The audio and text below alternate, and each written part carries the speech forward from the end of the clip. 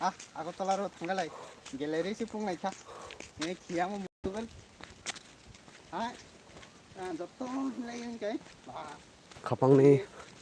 ताखुकसुं बुकुकसुं Agartala थांगाय माथो माबागाला खिनो इके आं पुरा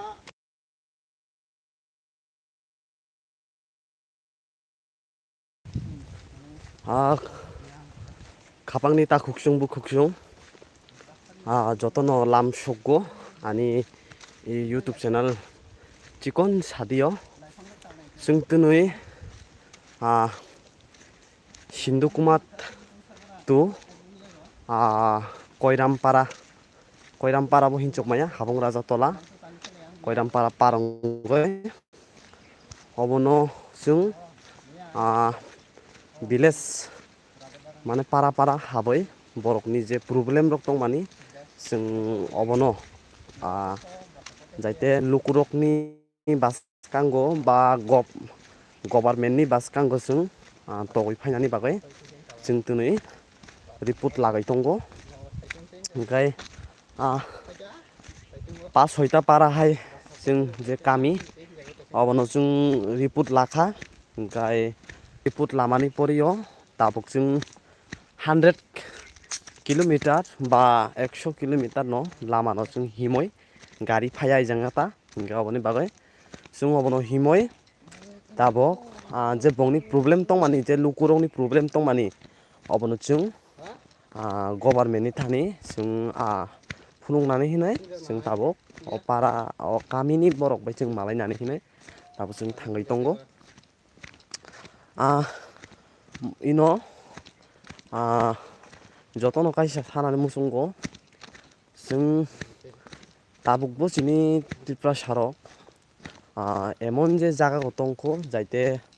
गारि लाम सगैया कारेन्ट सगैया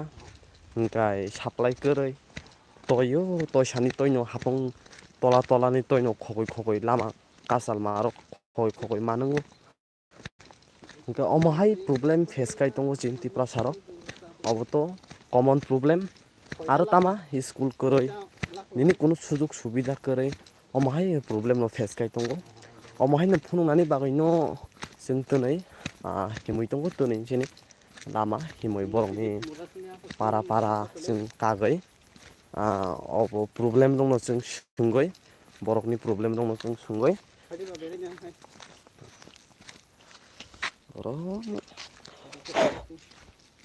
जों नंगौनाय माने नंनो फुनंनाय नं जाहाथे आंनि लाइभ भिडिअ नुखांखाय नक नायनानै अंथं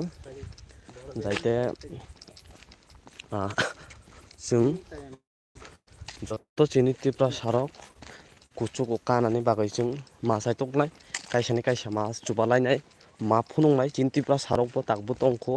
अमाहायके हासुगो नंना आं फुनंनाय उलातानि बमाहाय हापं हाथाय कुसु जिन न गय खाना अमाहाय जागो जोंना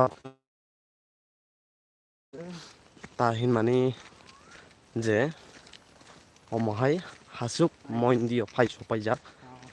যারা এই ভিডিও নুগুই তংনাই রক নকিয়া শেয়ার খাইবাयदि ইজাঙাতা লাম তো খাইরকা তাকবো